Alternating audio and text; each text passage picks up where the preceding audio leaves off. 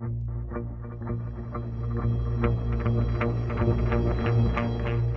don't know quite how to tell you this. We're a little confounded ourselves, so I'll just come right out and say it. Teenagers in high schools across the United States are for some reason stealing toilets from school bathrooms. The havoc-loving hoodlums are also yanking soap dispensers off the walls, hiding fire extinguishers, and much, much more. The vandalism has been linked to a new challenge on TikTok. Bored with biting soap pods and licking ice cream at the store, the kids had to move on to something new. The Devious Licks Challenge urged adolescents to cause maximum chaos and captured all on camera. But were these incidents isolated and blown out of proportion? It has happened in schools before, with overblown fears of video game violence and satanic panic. Instead of enriching a child's mind, these games teach a child to enjoy inflicting torture. Well, we didn't have to look far to find research material for the subject. And in the education environment of 2022, when merely joking about such misbehavior is treated as deadly serious, experts say violence toward teachers and other staff is skyrocketing. The post-pandemic world feels like a dystopian present, and the future is more uncertain than ever. And teachers are not exempt from the life adjustments we've all had to make. The imperiled educators are now expected to do more with less, and the gap between those two is getting wider. These are teenagers that besmirched their permanent records just to get those sweet likes and subscriptions. And this is absolutely criminal.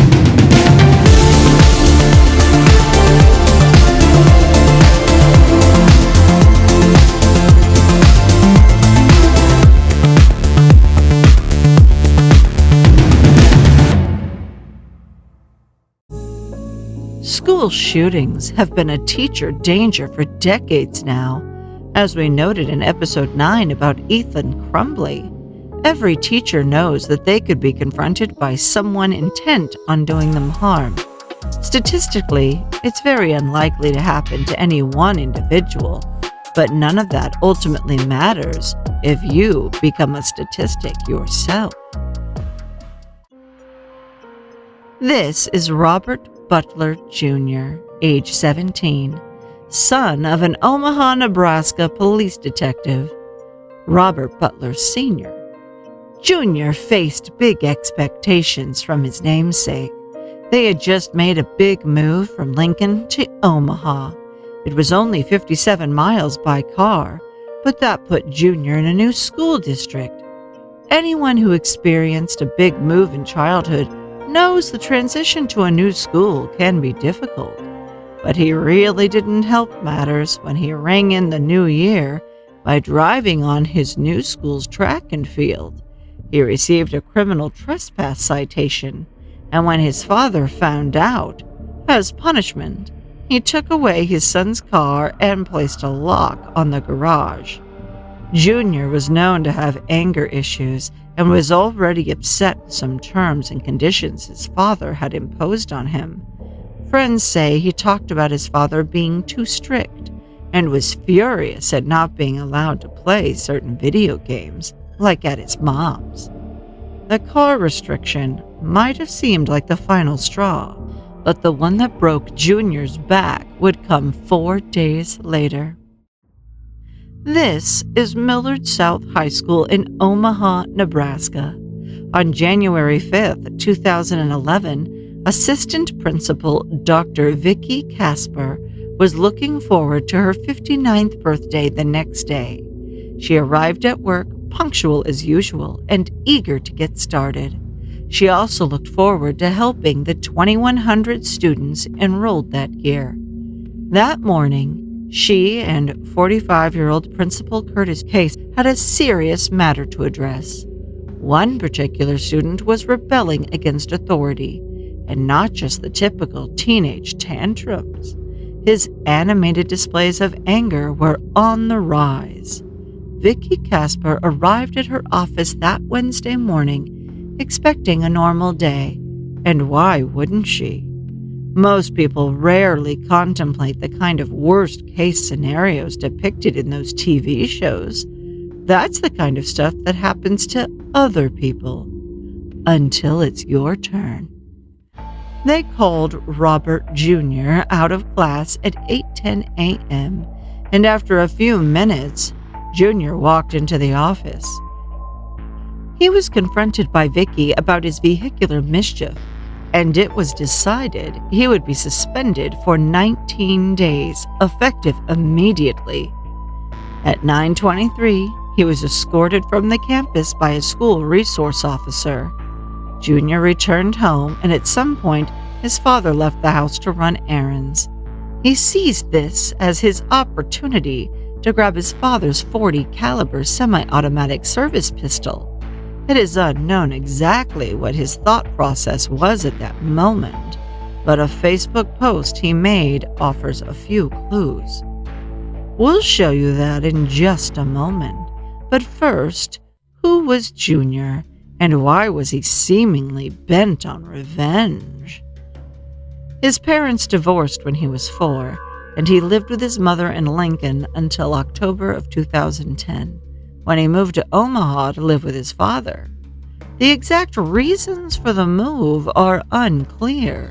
Friends say the whole move in general was a touchy subject, and Junior would get angry and short whenever it was brought up. Whatever troubles he had left back in Lincoln, they were surely minuscule compared to the events that were about to transpire in Omaha. Sometime after returning home and arming himself with his father's handgun, Robert took to social media, making a rambling post on Facebook. "Everybody that used to know me, I'm sorry. Omaha changed me and fucked me up. And the school I now attend is even worse. You're gonna hear about the evil, but that fucking school drove me to this. I want you guys to remember me for who I was before this. I know I greatly affected the lives of the families I ruined, but I'm sorry. Goodbye." Then he broke the lock on the garage, and packing his papa's pistol, he drove back to the school. He signed in at the office at 1:15, just about 3 hours after his ouster, and requested to see Vicky Casper. She invited him into her office and closed the door behind them. 4 minutes later, gunshots were heard, and Robert emerged from Vicky's office. On his dash to the door, he shot at a janitor and at Principal Case. He missed his first target, but struck and wounded the principal. He fired 7 times in total. The most deadly projectile was the first, behind those drawn doors as it struck and killed Dr. Vicky Casper. Principal Case survived his wounds, as did everyone else Robert injured that day. Just under 1 hour later, responding to a call about a vehicle similar to the one Robert drove from the scene, police found a lifeless body in a still idling car. It was Robert Jr., with a self-inflicted gunshot wound to the head. Perhaps he just couldn't face his father, who at one time he hoped to emulate and become a cop, but he must have realized that became more unlikely with each infraction. Was that enough to drive him over the edge? On January 11th, 2011, nearly 2,000 mourners crowded into St. Wenceslaus Catholic Church in Omaha to remember Vicky. Hundreds of students streamed in from yellow school buses and filed into the bleachers of the church gymnasium. A large screen TV was broadcasting from the chapel next door to accommodate the crowd. Robert Butler Jr. was from a broken home and had recently moved to a new school before killing Vicky Casper.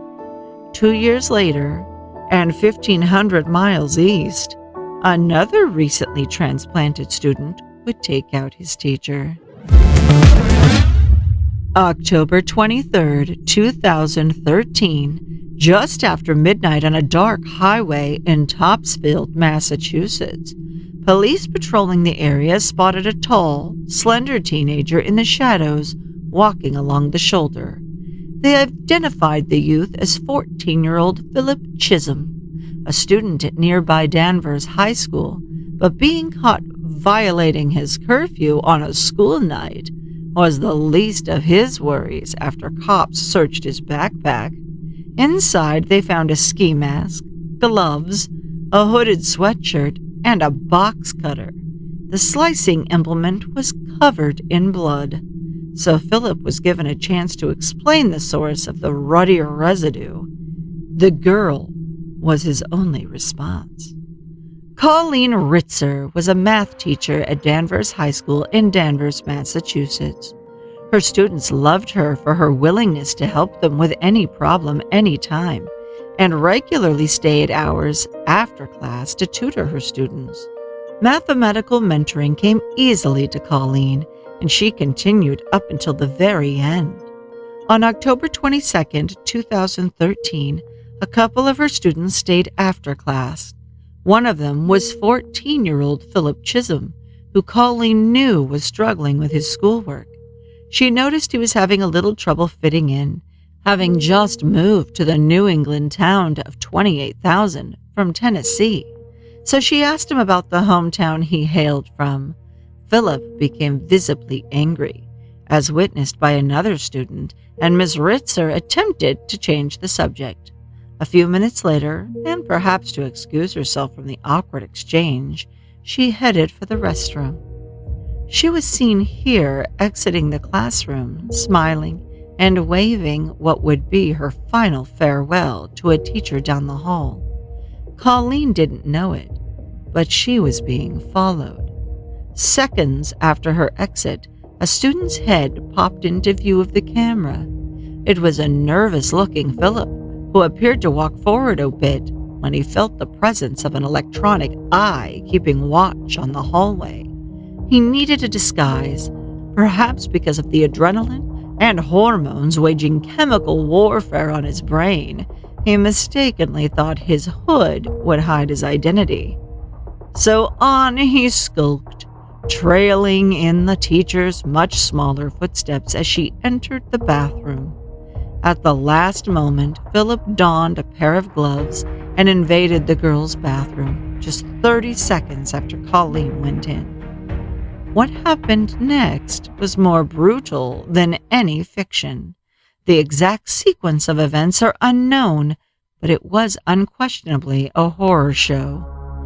Back spatter dotted Philip's face in red as he slashed at her neck. The knife point penetrated Colleen's flesh 16 times, and she was raped during the premeditated frenzy. Despite fighting desperately, Colleen was dead in under 5 minutes. Then, just as the cutting ceased, a female student approached the bathroom door. A crazed killer stood just on the other side. Would there be 2 victims before the day was done? You'll find out in just a moment. But first, what do you think? Should all minors charged with first-degree murder be tried and sentenced as adults? Let us know down below. And if you enjoy our approach to true crime, hit thumbs up, subscribe, and ring the bell to be notified of every upload. Now back to that bathroom door. Philip Chisholm had just murdered his math teacher, and he was about to emerge from the bathroom, bloody hands and all, when a student approached the other side of the door. Would Philip let a witness live? The student seen here would later say that when the door had opened a crack, she saw what she thought was somebody changing. That misperception may have saved her life. She immediately turned tail as she didn't want to embarrass a girl in a state of undress. A hooded Philip exited right behind her, having just played Grim Reaper to Miss Ritzer. He was literally red-handed. carrying the black pants she had been wearing just minutes earlier. Philip remained unseen by the luckiest girl of the afternoon. He then could be seen running outside, and in school hallways he passed several people, none of whom seemed to notice anything unusual. About 10 minutes later, a cleaned-up Philip returned with a rolling recycle bin, presumably confident no one had yet discovered Colleen deceased in the bathroom stall. They hadn't, and in about the same amount of time it took to kill her, Philip stuffed Colleen's body and belongings into the bin and rolled it outside. As Philip carted the corpse past this oblivious gentleman, the dog clearly appeared to know something his owner did not. Her body would later be found in a heavily wooded area, about 50 feet from the high school's track and field. He scrawled 4 words on a piece of notebook paper left next to her body, and it read, "I hate you all." Philip retraced his steps, walking back inside. He began wandering the high school halls and nervously buzzing back and forth around the crime scene for the next hour. After leaving the school, Philip bought food and a movie ticket with a debit card from his teacher's purse. Later, he was seen shoplifting a knife, at least by the camera, at a local warehouse store. He was leaving an obvious electronic trail wherever he went that day. Maybe that's why he didn't go home that night, taking a midnight stroll in the woods instead. At trial, the prosecution said Colleen Ritzer was the victim of a vicious, sexually motivated homicide caused by asphyxiation or any one of her 16 stab wounds. The defendant strangled Colleen. The defendant used the box cutter he had to cut or slice her throat. And the sperm that was present at autopsy in Colleen Ritzer's vaginal canal tells us the defendant, whose DNA profile is a match and consistent with the partial DNA profile taken from Colleen's body, raped Colleen in that bathroom with his penis. His defense maintained the troubled teen was mentally ill and detailed his dysfunctional childhood. Ultimately, Judge David Lowy decided Philip was responsible for his actions and began berating him from the bench. The Commonwealth presented overwhelming evidence that the defendant had substantial capacity to appreciate the wrongfulness of his conduct and had the substantial capacity to conform his conduct to the requirements of the law. On October 22, 2013, he carefully and deliberately prepared to kill his math teacher. The school day ended at 1:55 p.m., but Colleen Ritzer, like thousands of other conscientious teachers, was not done with her workday. As was her practice, she stayed after school to make herself available for students who needed academic help. Then, the judge detailed the horrific acts Philip perpetrated in the bathroom and the vile and graphic desecration of her body in the woods. The defendant violently raped Colleen Ritzer. He viciously, brutally, and senselessly attacked Colleen in the girls' bathroom, just feet from the classroom, where she was in her second year of living her dream of being a teacher. When the defendant was finished in the bathroom, he put Colleen Ritzer inside a recycle bin, wheeled her to the woods, and pulled up her shirt, exposing her breasts. Thereafter, he spread her legs and inserted a large tree branch inside her. Colleen Ritzer was found dead hours later, after a frantic search by law enforcement. The jury found, to a moral certainty, that the defendant killed Colleen Ritzer and that he was criminally responsible for her murder. There is no, quote, right, end quote, sentence. No amount of prison time would ever be enough to be commensurate with this crime, and no math will ever erase the reality that this crime was committed by a 14-year-old boy.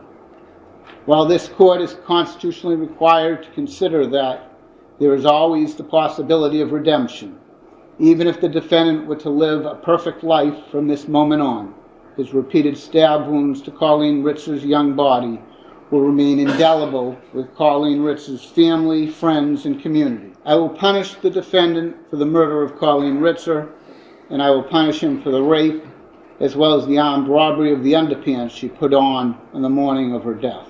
This court will impose the mandatory life sentence for the murder of Colleen Ritzer and set a parole eligibility date of 25 years, the highest level our law allows. This court will impose a concurrent sentence of 40 years to 40 years and 1 day for the rape of Colleen Ritzer, and a concurrent sentence of 40 years to 40 years and 1 day for the armed robbery. Colleen Ritzer was enthusiastic about her job and passionate about helping her students.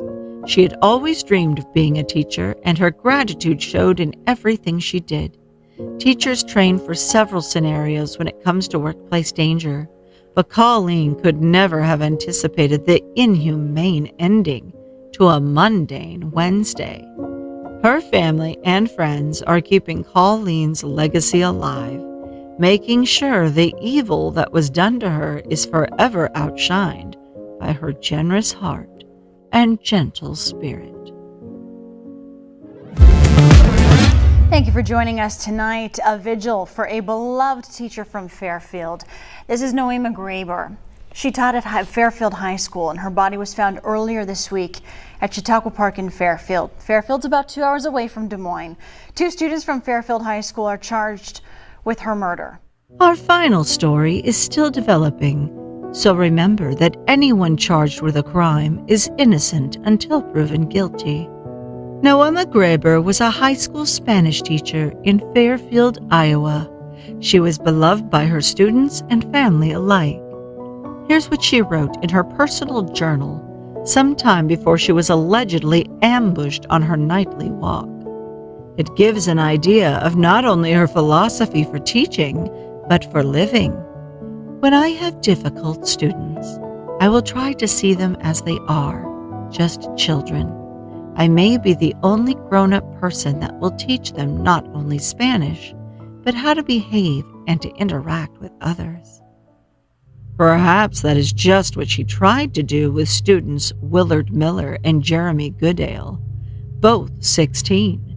Just like Colleen Ritzer in our last story, Noema was known to dedicate herself to the kids in her class.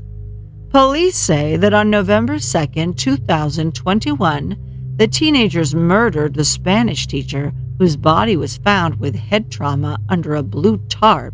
Police say Jeremy Goodale posted about his plans on social media and explained his motive. Miller was also allegedly involved in planning the killing and concealing the crime. Details of the evidence have not yet been released pending trial. If the boys are tried, it will likely be as adults, and they both face life in prison.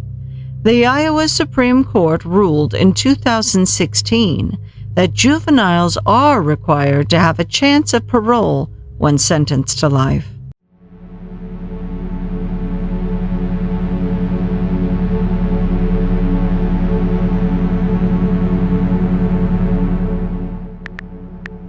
November 30th, 2021. Jennifer Crumbley sent this text to her son Ethan, just 31 minutes after a gunman shot 4 of his teenage classmates dead.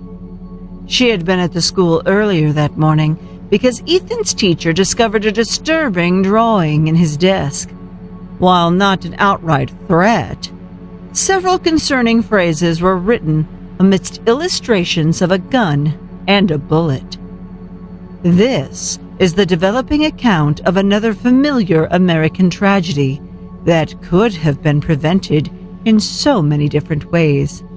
And this is absolutely criminal.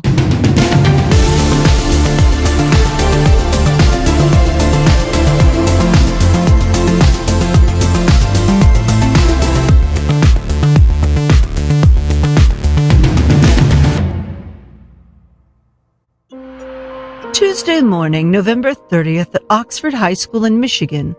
Located in a township of the same name, Oxford enrolled about 1,600 students last year, including 15-year-old Ethan Crumbley. Ethan Crumbley was born in 2006 in Detroit to parents James and Jennifer, and there were apparently signs of neglect early on. In the following audio segment, the Crumbleys' neighbor at that time is being interviewed by a local radio show host, as she describes a kindergartner with little to no supervision. He would just decide on his own bedtime, go to bed at 2 or 3 in the morning sometimes. If he was too tired for school, she would just call him in sick. He was watching horror, like pretty serious horror movies with his parents, even at 5 years old, things like Saw. He would play first-person shooter games like Call of Duty, and that was perfectly fine with them. We found out that they had guns in the home, and they weren't comfortable telling us how they were secured. And then we found out they just weren't secured. He was essentially being treated just like another resident in the house and not a child that needed structure and rules and protection. We became increasingly concerned. We never did allow our son at their house without us. And I was really kind of relieved when they moved away, but it was almost like he was being desensitized to feeling painful things or stressful situations. As the shooter emerged from the bathroom and ambled down the crowded hallway, he discharged his weapon. Just as students began to realize the situation and ran for it, Ethan allegedly continued down the hallway at a methodical pace and shot inside classrooms and targeted students who were trapped. Even before the haze of fear and confusion faded, 4 students lay dead or dying. Tate Meyer was an honors student and a standout football player at Oxford. By all accounts, he died while trying to disarm the shooter. He was just 15 years old. And there he was on Saturday, taking a photograph with his life in front of him, not knowing that just a few days later he'd be facing a gunman in his own hallways, a fellow student of his, pointing a gun in his direction, and him, by all accounts, trying to take that gun away from him, and that cost him his life. Hannah St. Giuliano was the youngest victim at age 14.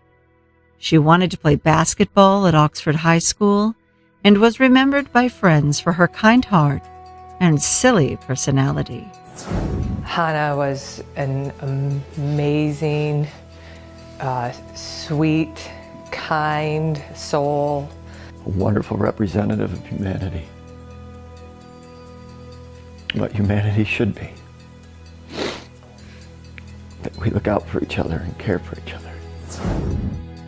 Justin Schilling was on the bowling and golf teams at school. He was a star student, a loving son, and his organs were used to save other people's lives that day. He was 17. Every night that he was here, I would have his guests pull me aside and tell me how amazing of a job he did, how great he was with their kids. Owner Matt Kirshner says Justin was one of 3 Oxford students working here. Justin even had his senior pictures taken inside the diner, where he shared his gift of gab and a contagious, bright smile. Every time I saw Justin, he always found a way to make me smile and make me laugh. Madison Baldwin was expected to graduate this year. At 17, she was the eldest of 4 siblings and had been accepted into several colleges. Her grandmother says losing her so suddenly and so soon has devastated their family. I'm just glad that we all got together for Thanksgiving. Just today, we're talking about all the things that are just planned for this coming weekend, and hundreds of thousands of people that have reached out already. That she was an important part of their life and touched them already. The history of school shootings is a lengthy and unfortunately familiar one. The incident that comes to most people's minds is the 1999 Columbine High School massacre in Littleton, Colorado. During that event, students Eric Harris and Dylan Klebold wielded shotguns as they murdered 12 students and 1 teacher. But Columbine was by no means the first time students brought a gun to school. There have been so many of these incidents reported before 2000 that Wikipedia lists them in a table The first school shooting we could find is probably earlier than you think. In 1840, a professor at the University of Virginia School of Law was shot to death by pupil Joseph Green Sims. He skipped bail in 1841 and died by suicide years later. A pre-Columbine shooting that may also come to mind occurred in 1998. 15-year-old Kip Kinkle slaughtered his parents with his father's handgun before driving to Thurston High School in Springfield, Oregon, where he murdered 4. Kinkle is currently serving his 111-year sentence at Oregon State Correctional Facility in Salem. The deadliest incident happened in 2018. Nicholas Cruz blasted his way down a hallway in Stoneman Douglas High School, killing 14 students and 3 staff members. Cruz was convicted, and a jury is scheduled to convene in February to decide whether or not he should be put to death. When Jennifer Crumbley sent that dubious text message to her son, a muck had already run at Oxford High School. Police say her son walked with a deliberate pace down the halls with an intent to kill, aiming towards the heads and chests of his schoolmates. With each pull of the trigger, they say, Ethan made permanent decisions for unsuspecting subjects. Even before the life-changing chaos of this year, it appears all was not well in Kingdom Crumbley. James and Jennifer each had a small criminal history consisting of DUIs and petty crimes, resulting in misdemeanors. Jennifer wrote a bad check for a couple of $100. James was behind on child support for 2 different women. Michelle Cobb says he left them strapped for cash and struggling to make ends meet. He's a piece of He really is. The whole time of my son growing, my son is 18 years old now. And you know, I cried the moment he turned 18 because I thought all of this hell is over as far as dealing with my son's father. They're also accused of spending long hours in the evenings tending to their horses. Court documents say that while they spent time with their animals, Ethan tortured the creatures for his own pleasure. Ethan was busy making plans, and his parents were too busy to notice. If the filings are correct, Ethan Crumbley had this massacre planned for some time, and obtaining access to the gun was the final hurdle he needed to clear in order to provoke havoc at the high school. That gun was a Sig Sauer 9mm handgun, and there were 3 15-round magazines. The weapon was purchased on Friday, November 26th, 4 days before it was used. Police contend he pulled the trigger over 30 times, meaning he had to reload at least once. 30 rounds were shot at or into living, breathing, innocent people. 4 lives were ended, 7 people were wounded, and countless spirits were crushed that day as the news trickled through family grapevines. On the day before the bloodbath, the troubled teen was allegedly spotted by a teacher browsing ammunition on his phone. Unfortunately, Ethan didn't need more ammo. He already had the firepower he needed to carry out his demented intentions. As the planned attack grew closer, Ethan grew more careless. The youngest Crumbley left a crumble of bread trails that could have been followed and stopped before they led to the halls of Oxford High.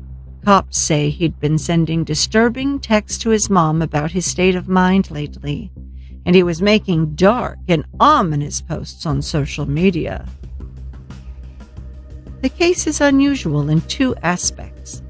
First, Ethan is still alive, although it is difficult at the present time in this country to even agree on a definition of what factors constitute a school shooting, Over 3/4 of them conclude with the shooter losing their life, either by their own gun or those of the police. The second irregularity, which is even more remarkable, is that the shooter's parents were arrested and may be held accountable for their supposed roles in the slaughter. The state of Michigan contends that James and Jennifer knew, or should have known, that the events of November 30th, 2021 were foreseeable, that they could have intervened to prevent the killings. Prosecutor Karen McDonald boasts she has a mountain of digital evidence against the couple of Crumbleys, citing text messages between mother and son both before and after the evil unfolded. Just 24 hours before the loss of life, Ethan's parents were contacted by the school to say their son was observed searching for ammunition during class. Not only did the teacher's concerns go unaddressed, Mrs. Crumbley sent the following text. LOL, I'm not mad at you. You have to learn not to get caught. On the succeeding day, they were informed of the disturbing doodles discovered in Ethan's desk. On his math worksheet, there were small illustrations of a gun and a bullet alongside the phrases, "The thoughts won't stop," and "My life is useless." Just months ago, he began to tell his mom that he'd been hallucinating. Instead of taking action, they say Ethan was ignored. He wrote in his journal at one point, wondering why they hadn't even noticed he quit doing schoolwork. There was reportedly an agreement between the school and the parents that they would seek counseling for their son within 48 hours. Despite the school's request, the Crumbleys allegedly refused to leave with their son because they each had to go back to work. According to the school, Mr. and Mrs. Crumbley did not disclose the recent purchase of a firearm, or more importantly, Ethan Crumbley's ease of access to that weapon. Apparently, no adult present in the room that day searched the boy's bag, and he was sent back to class. It feels like something is missing from that story, but time will tell. Absolutely Criminal is honored and excited to appear on Crime and Justice by Mentor Lawyer. We will have access to his raw materials and information that will improve the quality of our show, and we have some big plans in store for you. If you're enjoying Absolutely Criminal and want to see more stories like this, please take a moment to hit thumbs up, subscribe to our channel, and ring the notification bell. Now back to our story. The Crumbleys hired a well-known lawyer for themselves as their son languished in line at the public defender's office. Their high-priced attorney, Shannon Smith denies that her client was running. They were going to turn themselves in, but due to an unclear series of events involving logistic issues and phone tag, they just couldn't do it. The prosecution outlaid the shocking details in a bond reduction hearing on January 7, with a damning timeline of events. We need to talk about and address what Jennifer and James Crumbley did on November 30th, just hours after their son murdered children in a school. They started making plans. They argue that upon receiving word of the shooting, James Crumbley raced home, and the Sig Sauer the family boasted about over the weekend was missing. James dialed 911 to report the theft and said his son may be the shooter.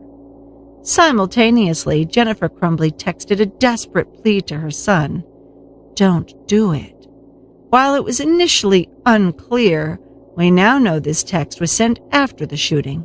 She undoubtedly heard the news and likely suspected her son was the perpetrator. Knowing what the rest of us know about the usual final act of a school shooting, it is clear she was pleading for her son's life. When the Crumbley couple recongregated, according to the state, they ran a few errands. On November 30th at 4:42, defendant Jennifer Crumbley texted a contact she needed to sell her horse's stat. Upon information and belief in charges against their bank accounts, they drove to Lapeer and stayed the night in a hotel. At some point on this date, they also purchased a total of 4 cell phones. At an unknown time on that day, additionally, they drained their son's bank account, transferring $3,000 into their own account, leaving him with a balance of 99 cents. On December 1st, at around 9 a.m., they checked into a local hotel in Oakland County within miles from your court, Your Honor. At 11:23, more contacts were discussed about the sale of the horses for $5,000. On December 2nd, at 9 a.m., a withdrawal of $2,000 was made from their bank account. Text messages and testimony will reveal that the Crumbleys expected to be criminally charged the next day. Were they saving up money for a good lawyer, or were they going to use it to go on the lam? Police contend they did the latter, while the Crumbleys claim they weren't running. They were hiding out because of the death threats they'd received, and they tried to turn themselves in. They just kept playing phone tag with the prosecutor's office, or something. Regardless, they now needed to come up with a plan, fearful they might be charged. On December 3rd, at 9:30 in the morning, they checked out of that hotel. Before leaving, they abandoned their second car in the back parking lot with a plate facing back. At 10:05, Jennifer Crumbley responded to a text about finalizing the sale of the horses and indicated that they were awaiting charges announced at 12 o'clock. At approximately 10 o'clock, she called Andre Sikora and said they needed someplace to sit while decisions were made. They had nowhere else to go. They talked to their friend, Andrzej Sikora, who had heard about the murders and wanted to ask if they were okay. Sikora, owner of an art gallery in Detroit, says he was unaware of any charges against the couple, and when informed his friends feared for their lives, he granted them access to hide out in his studio. And there, the Crumbleys cowered for the night, and most of the next day, mixing vodka with orange juice they sent their friend out for. On the night of December 3rd, police received this 911 call from a citizen who spotted the couple's car. Detroit 911, what is the address of the emergency? 1111 Bellevue Street. Tell me exactly what happened. The people who, the parents of the shooter that are running away, they're here. Sir, I'm not sure what you're referring to. You have to be more specific. Yep. Okay, so the Oakland shooter, the kid, has the 2 parents that are on the run right now, and I just went to go park my car and switch it around at my office. I'm at my office, and there was a Kia that looked like their car, and I walked around and checked the license plate, and it's their car, and the woman is here. The woman is where? Sitting next to her car in the parking lot. James and Jennifer Crumbley were found hiding in the basement of their friend's commercial building and were taken into custody. By the time the dastardly dust had settled, the Crumbleys had allegedly amassed $6,600 in cash, 4 burner phones, 10 credit cards, and gift cards, because they were on their way to turn themselves in. Each individual student woke up that morning with their own plans. They did go through their days as usual, except this time they were delivering their final words to their friends. They didn't know it yet, but they were busy texting their last jokes, waving final goodbyes to friends, and drawing their last breaths. What gave someone the right to conclude their stories? Above all else, Tate, Hannah, Justin, and Madison just wanted to go home to their families that night. Families that would give anything for an alternate ending to this unimaginable day.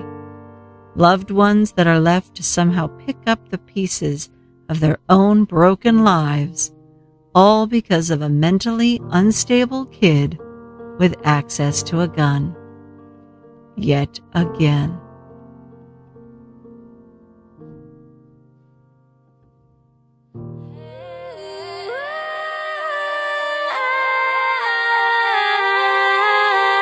If I ever let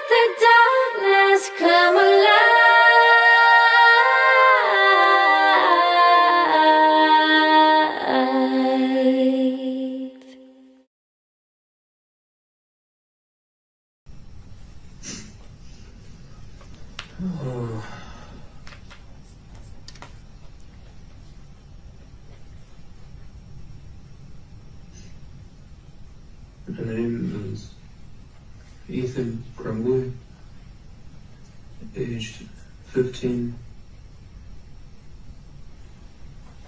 and I'm going to be the next school shooter.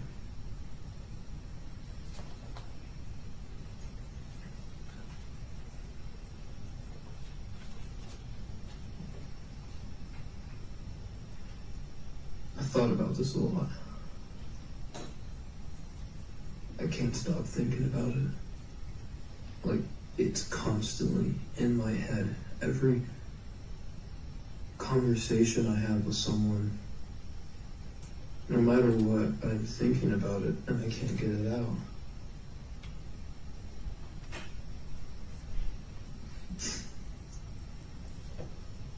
It's currently November 29th, 2021, 10:05 p.m.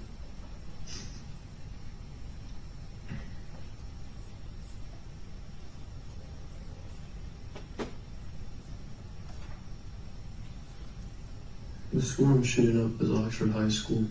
I'm in 10th grade there. I've always been fascinated by guns when I was a kid. I always wanted to join the forces and SWAT when I was in 3rd grade. Navy SEALs when I was in 4th. Marines, 5th or 7th. Army, Rangers. And I've never thought of a career. I've never had motivation.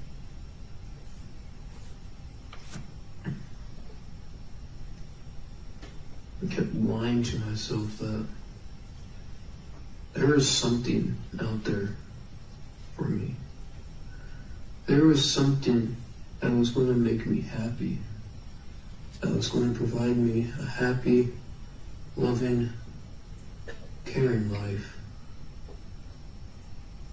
But that's bullshit. It's all a lie. I realized that. Well, in 9th grade, I never thought of this. I thought I was going to make it through school and go into the army, but I realized, what's the fucking point? Millions have done it. Thousands have regretted it. Thousands have killed themselves because of it. You know, many come back and not happy, not satisfied. And I'm thinking, it's the only thing I want to go into, but how will it make me happy? How will I love doing that?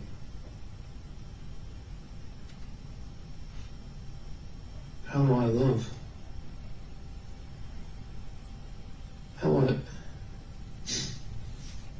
And I realized that that's not going to work out. So I was thinking, what am I going to do? And I realized all the bullshit that was right in front of me, and I never realized it.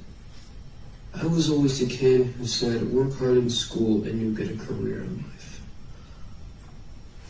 But the career is bullshit. And it was right in front of my fucking eyes the whole time. I couldn't see it. The school system is... Their main goal is to put youth just born into this world to learn. And you know, they actually learn fucking good. They learn K for 5. They learn useful stuff. Stuff about the world that teaches them not how the world is, but how it should be, and how they want it to be. The teachers brainwash them into what they think is right, and their minds are so underdeveloped that the adults just take advantage of it. And they say that's too good for humanity. And when you get into middle school, that's even more useless. It's just an excuse to wait till the kids grow up. They're wasting years of their life. not acknowledged, or most likely never going to do unless they become a Nobel Prize scientist or mathematician, or the fucking founder of a multi-million-dollar environment club. And to brainwash. They're teaching a working class into this world.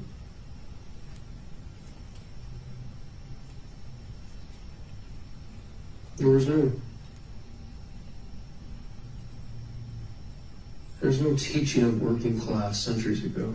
You know, they're either born into it or they weren't. You were born into a working class, you were forced to work. You weren't born, you helped develop the world. You created technology, you created advances in civilization. I mean, there was only two indifferences, and the working class rose up and made everyone a working class. And now, no matter what, you just have to work. To do what? You spend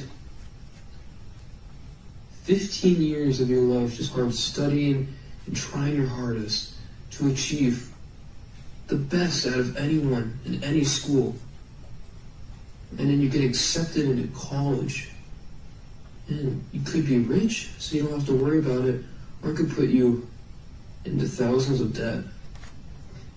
And you get a useless job that other people have gotten, and you think that it is doing something for this planet. You think that all those years of working and you get a job is doing something for the good of humanity. It's fucking not, it's useless. The education system, the government, is just brainwashing people to be a working class. They're all brainwashing them just to fucking work and keep society how it is, but people want to go a different direction. They don't want to work, but see, that's why I don't fucking understand it. I'm not dumb enough to fully understand their capabilities. I'm not as dumb as them, so I can't understand, but they want to revolt and become a new class education system that just weakens everything. They want to fucking keep the innocence of everyone. They want to make sure that monsters are a thing. They're offended of a horror movie. They want to take away what this world is. In this world, it's not heaven. There is no heaven. There is no God. There is no Satan. There is no hell. But the world is hell in its own way. People don't think of it. You think as hell is the bottom, earth is the middle, and heaven is the top. But in reality, the earth is just hell. It's always been that, and people want to just forget it. They want to just take away what already is. And it's stupid. I'm taking action. People go and protest, fucking take away guns, or make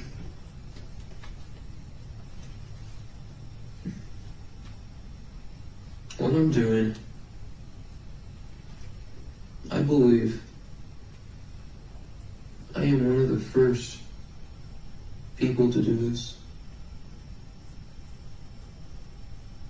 I'm not only shooting up the school because I'm mentally depressed or mentally ill and have anxiety that struggles me every day, but I'm doing it to teach a word and all the simplicities. I don't fucking know how to say that. All the fucking dunces out there, that brains are too, skulls are too fucking null to understand everything. Unfortunately, the people I kill are the people that are killed. You know, I'm sorry that their families have to go through this, but it's for the right of humanity. And the course we're going, we're fucked. In 50 years, we're fucked. Nothing's going to happen. Democrats and the Republicans are just going to fight, and people are keep going to taking sides and sides and sides, and some people are going to stick out and say they're the big bears who don't think of it, but really they're the main problems. And it's just leading to a collapse. The world worked so hard for thousands and thousands of years.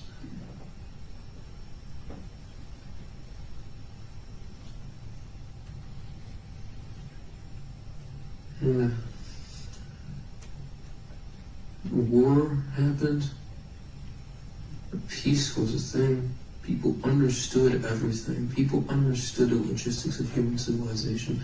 The time from 1920 to 1980 was the golden ages of humanity. In some countries, it may not have been that way. But for the big ones, it was the golden age. Everyone understood the world but knew how to keep it in order. They knew the differences because war and peace. They knew that they could cooperate and live together.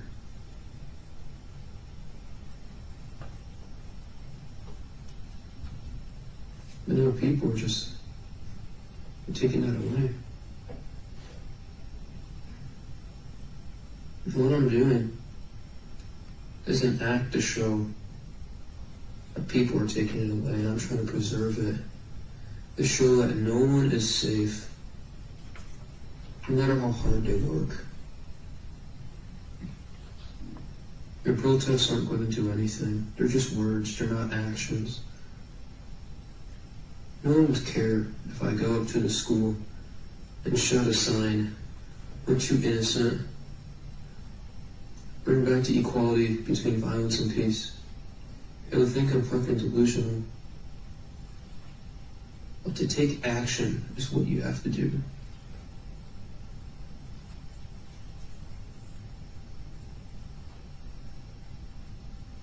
Action is the only thing out of humanity that has made us this far, has brought us this far in a civilization. And society is collapsed. Civilization is no more. People don't see it, but we're on the brink of downfall. Like, not just a break, but the beginning of the end, basically. Everyone is born, works hard, and thinks that everything's going to be the same for hundreds of years. And technology will advance and that's it. But that's not how it happens.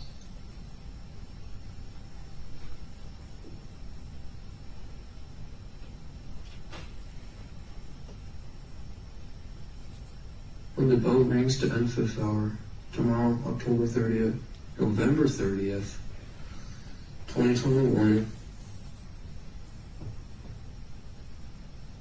I'm going to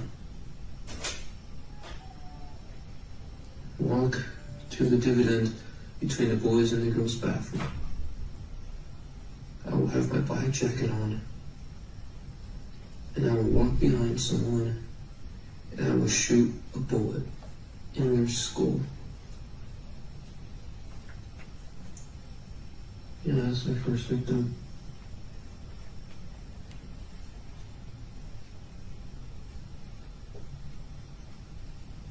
I'm going to open fire on everyone in that hallway. The hallways are too jam-packed.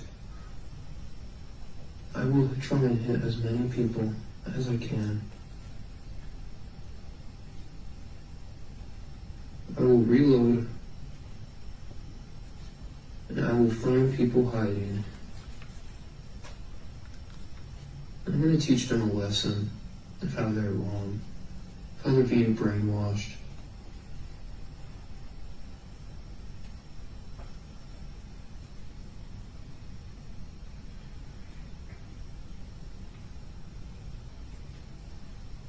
I understand that I'm going to prison for this. Michigan doesn't have a death penalty. I don't want to die. As funny as it may seem, I'm going to kill other people. I do not want to die. I realize how valuable life is. And I realized I broke the code of what's happening. I broke the code. I realized what is actually happening. And these people, they don't have the capabilities of understanding it. And so I'm going to teach the entire nation and the world of what's happening and how we're on the brink of downfall.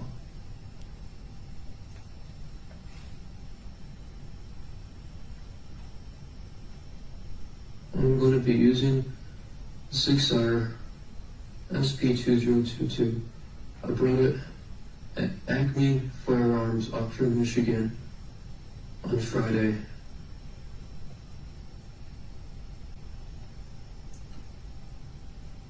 It is a 9mm pistol. It takes 15+1 ammo capacity. I have 3 magazines for it.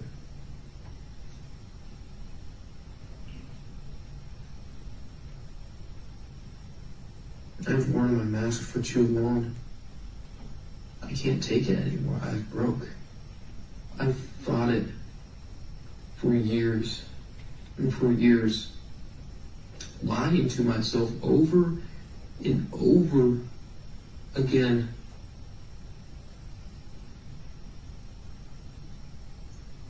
But it's taught me the truth. There's no voices in my head. The voices are me. I am the voices. I am arguing with myself back and forth. I have 3 constant voices, and then there's me physically. And I'm doing whatever those 3 voices tell me to do, and one of them is always coming up on top. And that's the one that's taking over. That's what people call the demons. There are no demons. I am the demon. You are the demon. There is a demon in everyone that is the voice. The demon will take over.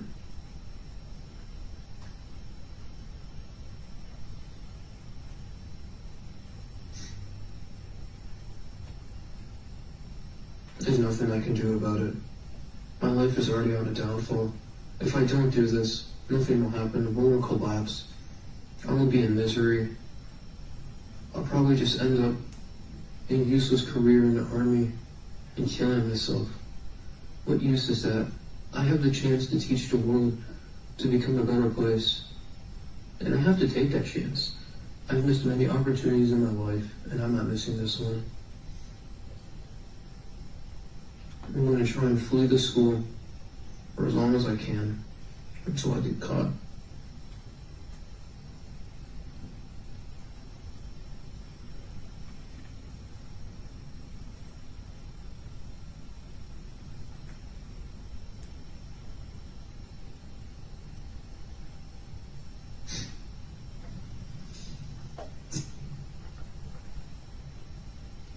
Just the thought of,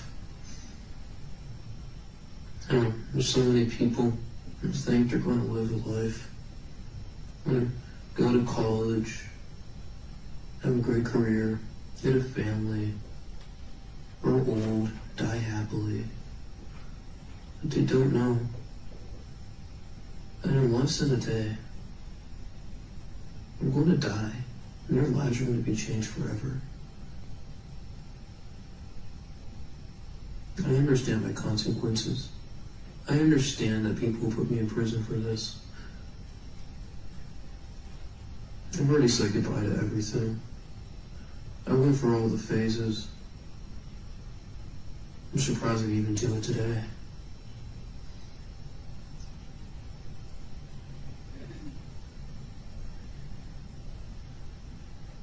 I'm sorry for manipulating you, Mom and Dad. You have trust in me. I made sure you had trust in me, and I just disowned you. But you should know it's for a cause. And I am ruining my life and not yours. Help me. Detective, there's a much shorter video that the defendant filmed right after that. Is that correct? Yes, that is. Exhibit 57, November 29th, 2021. Fuck that previous video I took. That was bullshit, what I said. I'm gonna have so much fun tomorrow. I have a goal. And it's to kill everyone.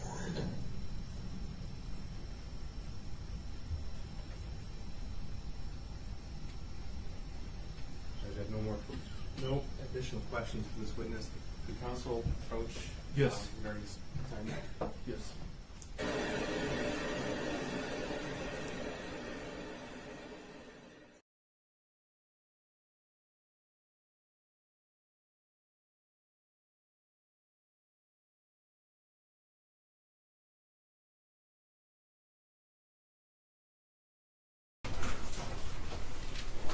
As the prosecutor finished, she said, "This is shocking, unthinkable."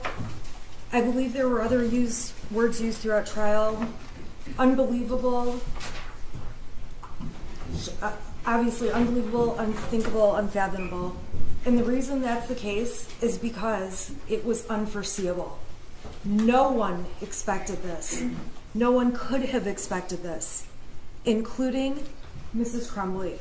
And so this is my poster just showing beyond a reasonable doubt is guilty, but there's many, many other options. If you think it's likely, probable, possible, not likely, those are all not guilties.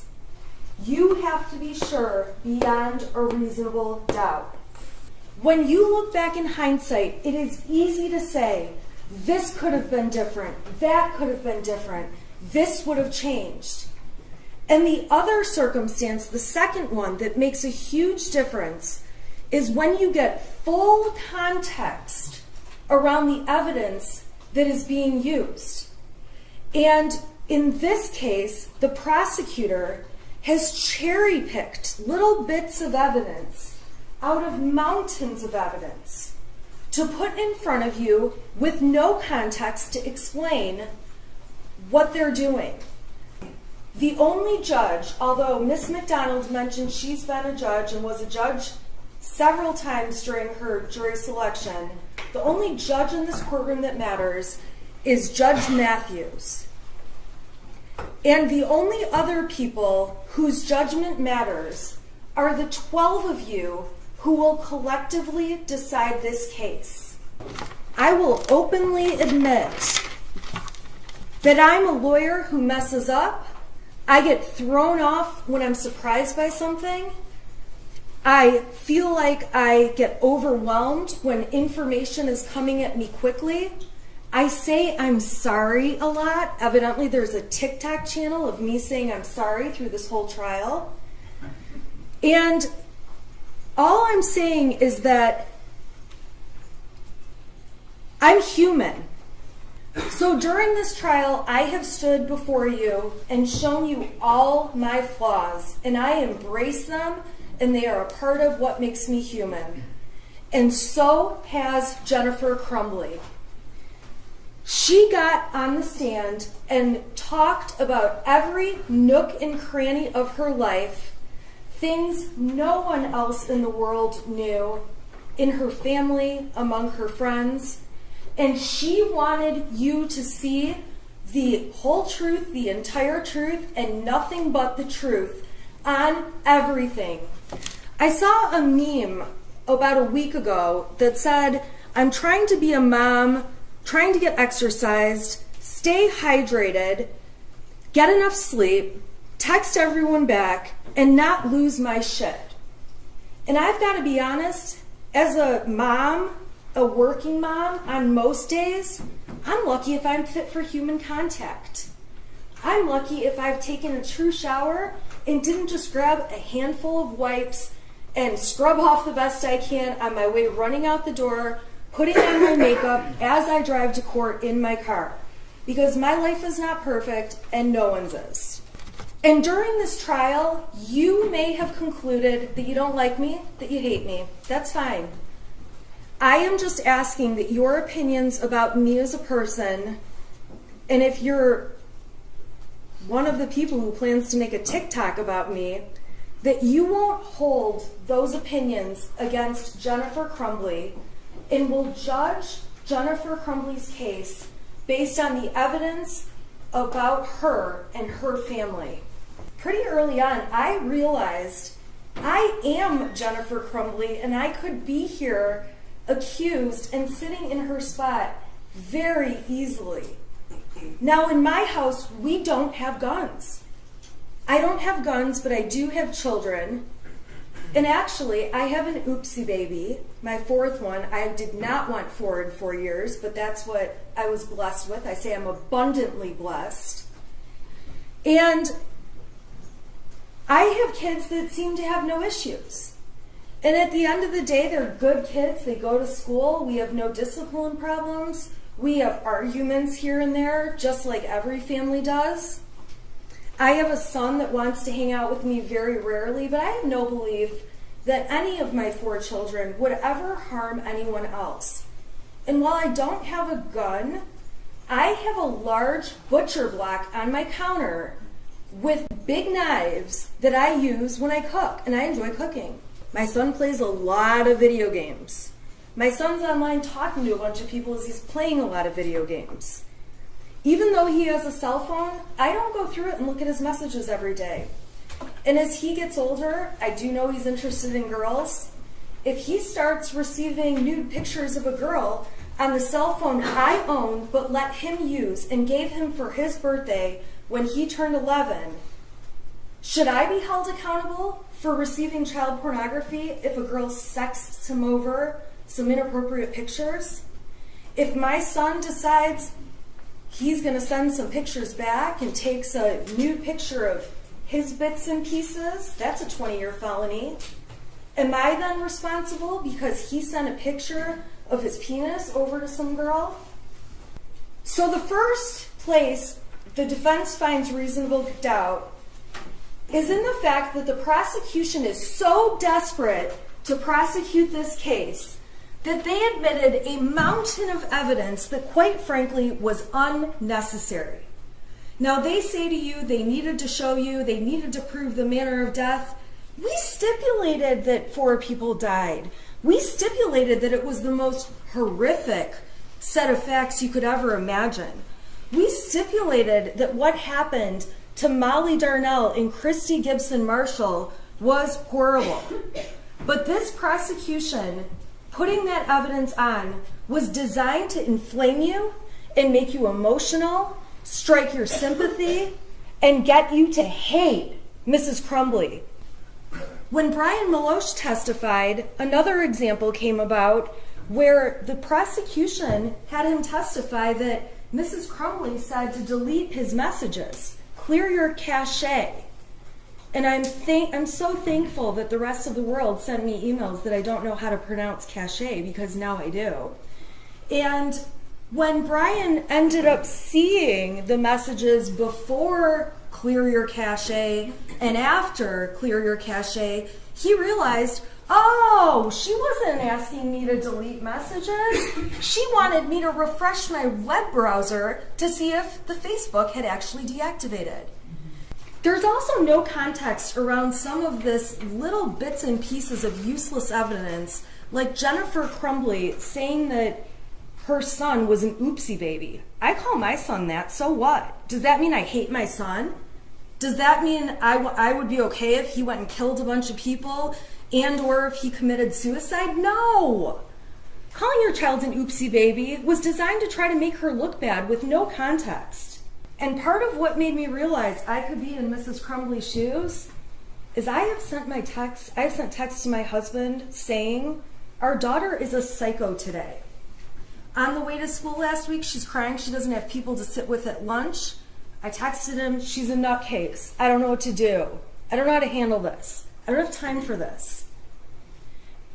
My other daughter is complaining about her lights flickering in her room. I texted my husband, this sounds like a case. The start of a case. My husband works for my office. He's actually my office manager, so he knows about the case. He went in her room and figured out in 5 minutes it's because when she flips her blow dryer on, one of our plugs makes the lights flicker. I also got text one day We have no food in our house. I am absolutely starving. You are the worst mother ever. And you know what I did? I ignored it.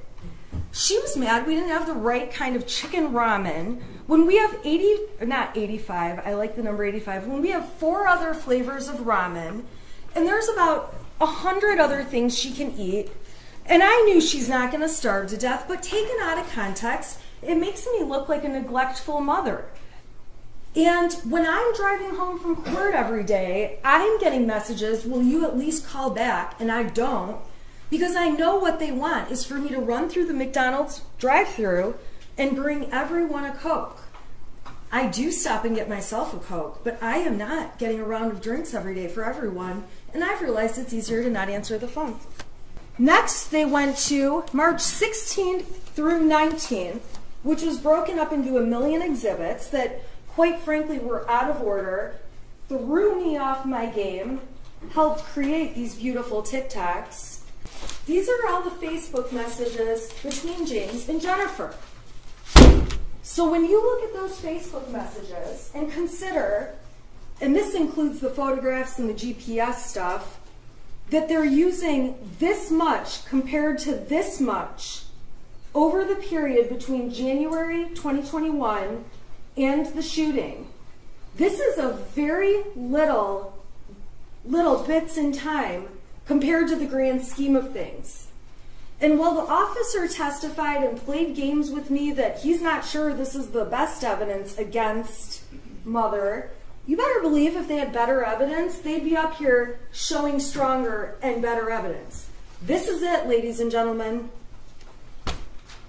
And what you would have to believe, and what I would believe, is that if the state had stronger evidence, they would have paraded it up and we would have been seeing a lot more of these. But instead, they were admitted, and you haven't heard the friend testify, you haven't heard any context about these, and all you can see, and really all the evidence shows, is that there's no reason to believe Mrs. Crumbley ever saw them. If you put my texts up there and showed every time I told my mom that one of my kids was acting depressed or weird, I guess my favorite word is moody these days, it would look like my kids were complete lunatics. I'm actually shocked Jennifer Crumbley doesn't have more texts about her son acting like a typical teenager. Trained professionals told Mrs. Crumbley her son was not a risk, and Mrs. Crumbley relied upon it. This school also failed to even really look at the situation and tell her about things from the year before. They made it very clear that he was not in any kind of discipline issue, which is shocking to me and was shocking to Mrs. Crumbley, considering he's off topic looking at bullets in school. He's looking at a video in school of some kind of violent pictures, and then he draws a gun on his math paper instead of doing the math paper. These professionals testified about how common guns are at the school, so common, and this kind of blew me away, although I live out there, that students are known to go to the gun ranges often, that girls on homecoming wearing their short little party dresses they wear to the dance take photos before the dance holding their guns, that kids go hunting on Late Start Wednesday before they go to school, and the school has to give reminders to parents for people to leave their guns at home. So this school that obviously has a strong gun culture going on, that sees a student looking at bullets, looking at a video game type thing with violence, and seeing a gun drawn on a paper, that these school officials, knowing that community, that they didn't ask if he had a gun when they carried the backpack down. And this is a community that is so into guns. I can't even believe that these girls, I always look at those pictures on Facebook and think, oh my God, how short are those dresses? And these are girls showing their dresses with their guns in their hand. They know this is a gun community. Brian is a terrible witness. He said he had memory problems. And quite frankly, when he's testifying that he knows that the gun was in the car that day of the shooting, we all know no one thinks that's true. Mrs. Crumbley testified and explained the day the gun was in the car. Brian's just wrong. I would submit to the jury that Brian is just an idiot and has no clue, and that the truth is he didn't know the details about where the shooter's friend went. He just knew he went away. But it's clear that Brian Maloche has been put on a mission, which is, you're coming into court, you've got some things hanging over your head, and we want you to take a position against Mrs. Crumbley. And I would submit to you that if you read the 77-page exhibit that I got yesterday and went through in painstaking detail with you, you can see that Brian Maloche did not think of Mrs. Crumbley that way when he knew her and when he dealt with her. And he testified the only places he got new information about her that made him think differently about his answers were from law enforcement and were from the media. Giving him little bits of information is particularly dangerous because he's not the sharpest. And that's what the prosecution did. They used him to their advantage to try to make it sound like they have this case and all these horrible statements against Mrs. Crumbley. And by the way, when they presented evidence that Mrs. Crumbley is deleting texts and keep making it sound like she selects different texts here and there, it actually sounds like Mrs. Crumbley deletes all her texts, as she testified, that when people start flooding her with text, she deletes entire threads at a time. Who knows what she's deleting? We saw her on her phone flipping through them super fast. Christy Gibson Marshall, the assistant principal, who did do one of the bravest things I've ever seen, she testified she saw the shooter's face and couldn't believe it was him. And the reason she couldn't believe it was him is because it was so unforeseeable. And she's just doing each thing she needs to do as a hypervigilant mother. And yes, a hypervigilant mother can have a drink once in a while. I'm a hypervigilant mother, and I not only have a drink once in a while, but sometimes I've been known to have 2 or 3 or maybe a bottle.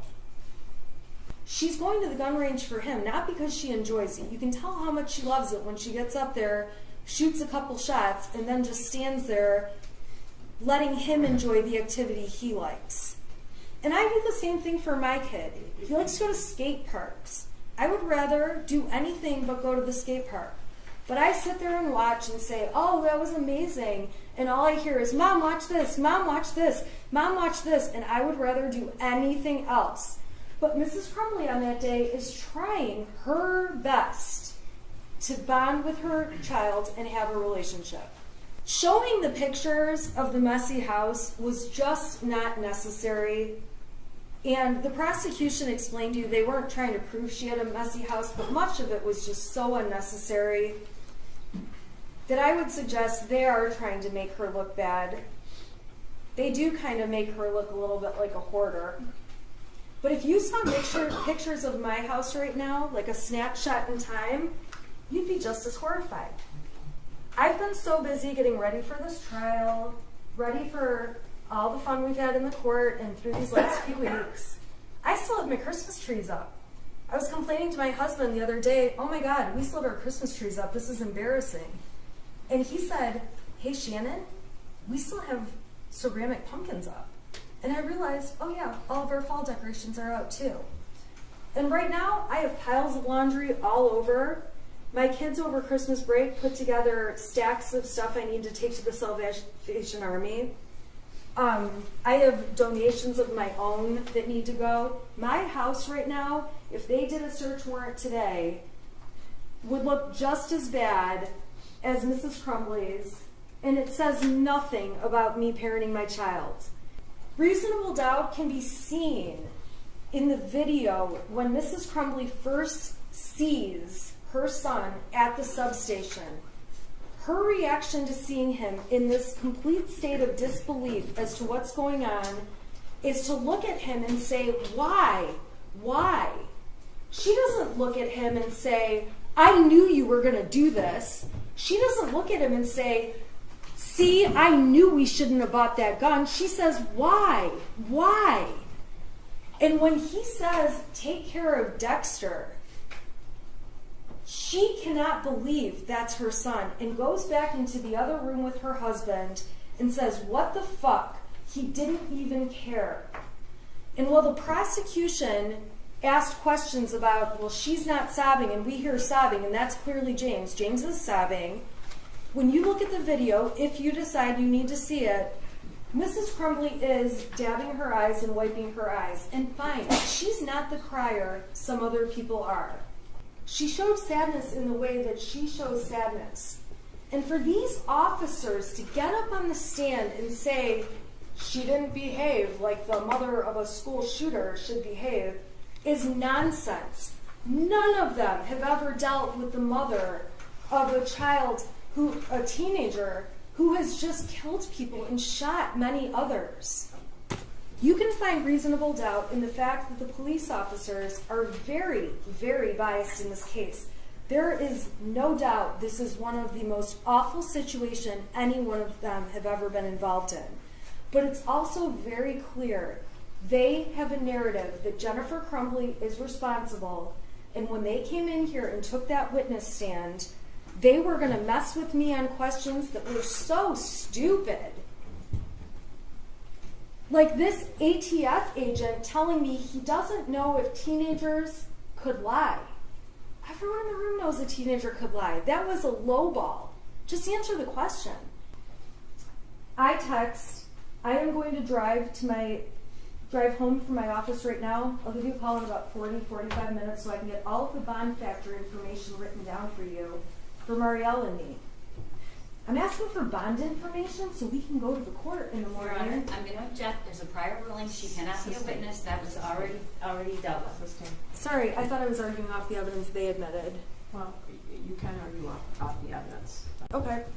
So they say at 7:37, okay, we'll be waiting. I'm going to call in 1 minute, okay. Then at 11:14 on the phone that both of them have been using, a text is sent to the lawyers, think we might have been found, don't know, just a heads up, please check. It's not for a couple hours that they're actually found, but Mrs. Crumbley testified she didn't send that text and she was already asleep. I am not standing here suggesting that James is guilty of involuntary manslaughter in any way, but it is important to point out that James was the parent responsible for all of the storage of the guns. Jennifer Crumbley barely knew a thing about them. She didn't object to them being in the house. She didn't object to buying the gun that James and Ethan were interested in. She didn't object to calling it Ethan's Christmas gift. She was not responsible at all for the storage of the weapon.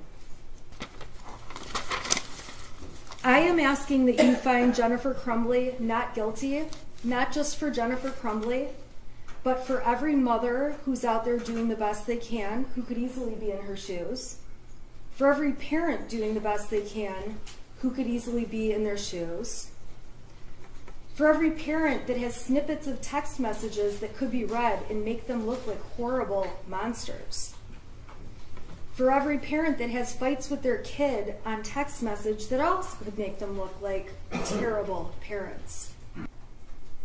At this point in trial, I always have to sit down. This is how the court rules work. Prosecution gives a closing, I give a closing, they have an opportunity for rebuttal, and then I don't get to say anything else. And I'm sure you can see from my demeanor in trial, when the prosecution says something that I know I have an argument against, I get anxious, you can see a reaction, and I'm not going to do that. But I am going to tell you that as they argue, I will have many things that I wish I could get up and say, that's not true, and argue again. So what I would ask is that when you go back in the jury room and begin to deliberate, think about and ask yourselves, what would Shannon Smith have said in response to the rebuttal where they get the last word? I would just ask that you consider that in your deliberations, because I guarantee you I'll have a very hard time sitting here knowing that the prosecution gets the last word when I know the defense would disagree with it.